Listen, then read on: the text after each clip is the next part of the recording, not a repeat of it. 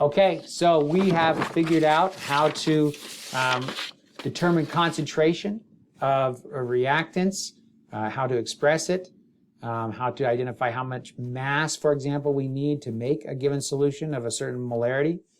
And now we're going to throw in solution stoichiometry to answer questions about the amount of reactants necessary. So we're really getting in to the nitty-gritty of chemistry, all right?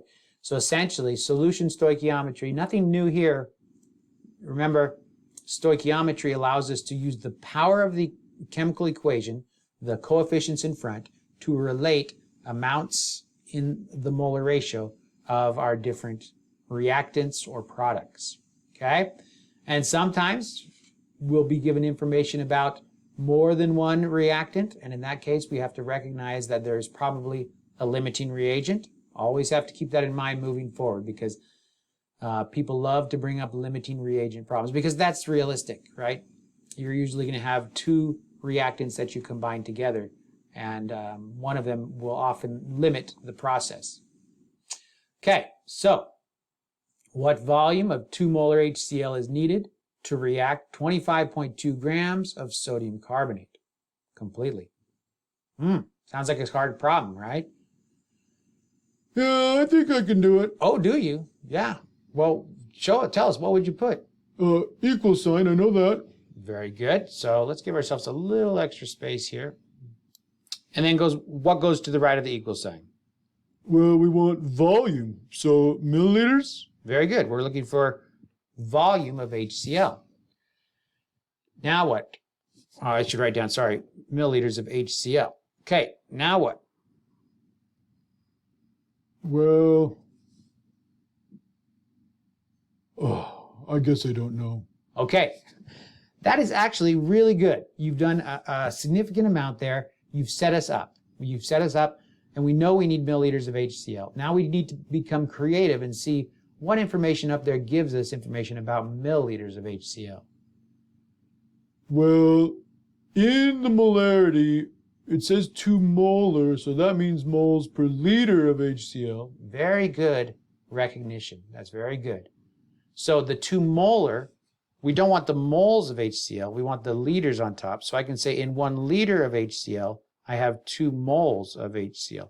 This is, sorry, the HCl solution. Okay?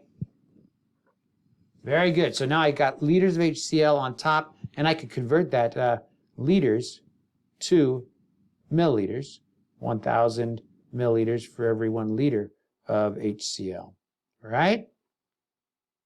So we got rid of some easy part. See, we're now in milliliters of HCl, which is what we want. Now I just need to get rid of our moles of HCl. So any ideas from there?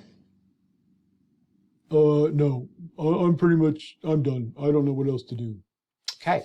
Well, can we tell how many moles of HCl relates to the amount of sodium carbonate, for example? I don't know how. I could tell you how many moles of HCl and moles of sodium carbonate if I had an equation. Okay. Can you write an equation? Equation for what? For reacting HCl with sodium carbonate. I could try, I guess. So HCl plus Na2CO3 sodium carbonate. The products would be what?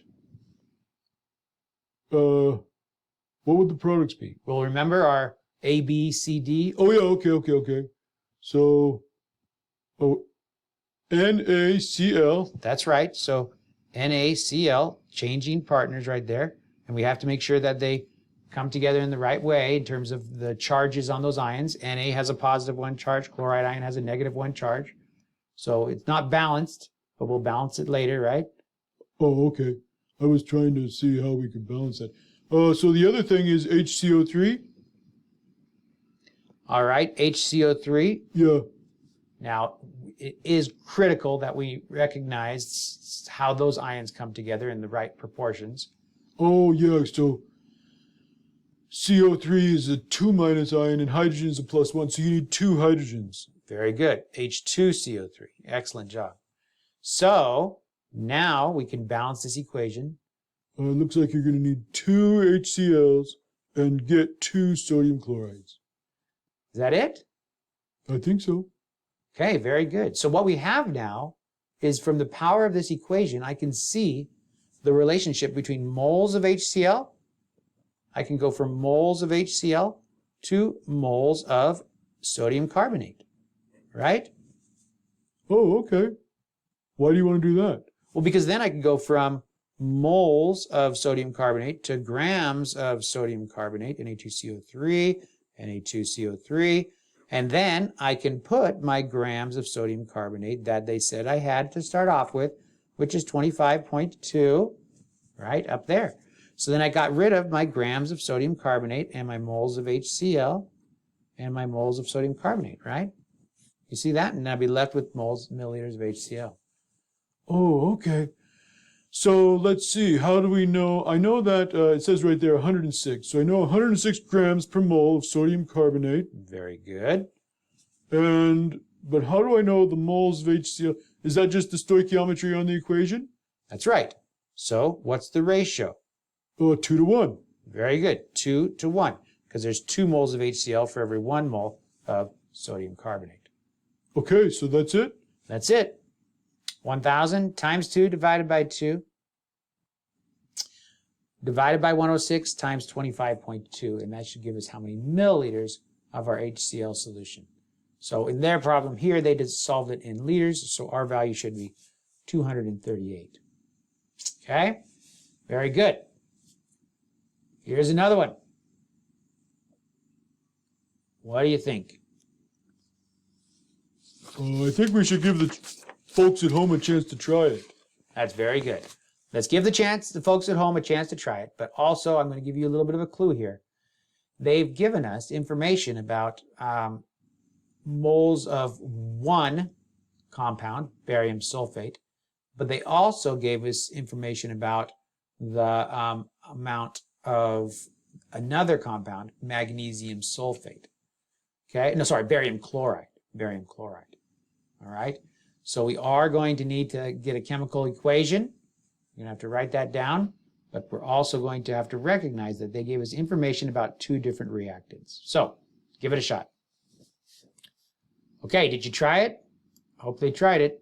I'm sure they gave it a try. They're good students, and they want to learn. Yeah, that's right. They want to learn. So what do we do here? I would just write equal sign moles of barium sulfate. Okay, I can do that for you. Equal sign moles of barium sulfate. That's what we were asked to identify, right? Okay. Nothing wrong with that. What are we going to start with? Well, we could start with the molarity of the barium chloride. I think I'd like to see a reaction. Yeah, I think that would kind of simplify things for us, huh? Yeah, so let's see. Barium sulfate is a product, right? That's right. How many moles of barium sulfate will form? So let's look at our, let's write an equation here for ourselves. I don't think I'm going to have enough space, so I'm going to have to write down here. Barium sulfate is a product. What are the reactants? Whoops, that doesn't go there. What are the reactants? This is my arrow. Oh, barium chloride? Very good. And what is it reacting with? Magnesium sulfate. Okay, can you tell me what my other product is? Let's see, the barium goes with the magnesium chloride. What's the chemical formula for the magnesium chloride? MgCl? Like that? I think so. Oh, show me the periodic table. Very good. We have to make sure that... Oh, the Mg is a +2. So it's MgCl2. Very good, right? We need to make sure our products make sense. Because then that forces us to make sure our reaction is balanced. And from the balanced equation is where we know the relationship between the moles of one material, one reactant, with the moles of the other. Or in this case, the moles of our reactant telling us how many moles of product, barium sulfate, we're going to get out. Okay. So, is this balanced, the equation? I think it is. Okay, good. Good to know. So it's a 1 to 1 to 1 to 1 ratio. Okay, so there's our chemical reaction that's occurring. How does that help us now? Well, we want moles of barium sulfate, and they started us with 6.6 molar barium chloride. So I can use moles of barium chloride per liter of solution to start. Very good. So 0.6 moles of barium chloride for every 1 liter of the barium chloride solution. Very good. So now I've got to get from moles of barium chloride to moles of barium sulfate. Yeah. So moles of barium chloride on the bottom. It's just 1, right? Yeah, remember? We found out that everything was 1 to 1 to 1 to 1. Okay, so 1 mole of barium chloride for every 1 mole of barium sulfate. Very good. Look at that. We got easily to moles of barium sulfate. Fabulous. Now, what's next? We just got to get rid of liters of solution. And it said that they used 20 milliliters of that 0.6 molar barium chloride. Is that right? Yeah, 20 milliliters. Is it okay if I convert it in my head to 0.02 liters? Yeah, I understand that. Okay, 0.02 liters of my solution.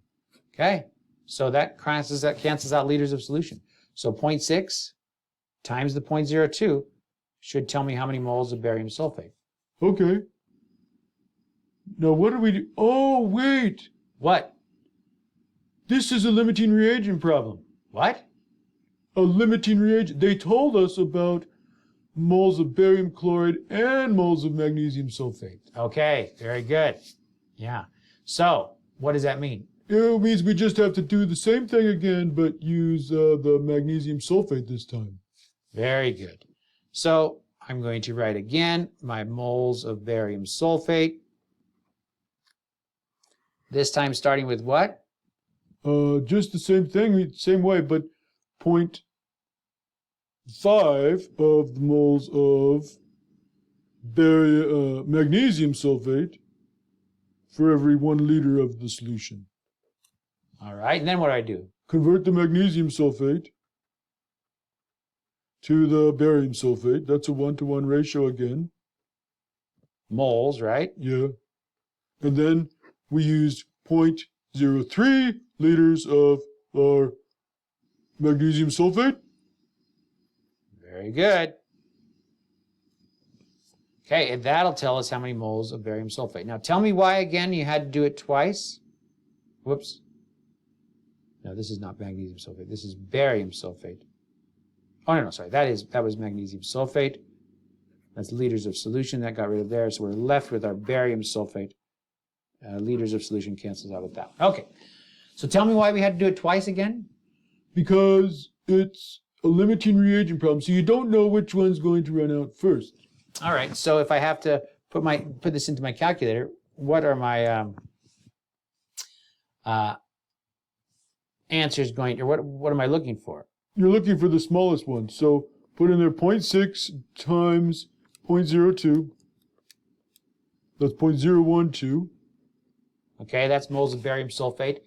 Assuming that what? Let me see. So that's how much barium sulfate you'd get if all the barium chloride was consumed. So that means you're assuming that you have lots of magnesium sulfate. Very good. Now, the other one, 0.5 times the 0.03, right? Oh, 0.015. So that means you're not going to get 0.015 because the magnesium sulfate is going to run out. Very good. The higher number won't result. This is how much we will be able to get, and that tells us that the magnesium sulfate is not going to run out. It's the barium chloride that's going to run out, right? Oh, why? Because remember, this is how much we can get, and this is what's limiting. Oh, yeah. Very good. So this is our limiting reagent. Okay, very good. So we saved ourselves at the last second there. We realized there was a limiting reagent problem, and we realized that we're only going to get 0.012 moles of our barium sulfate. Fabulous job.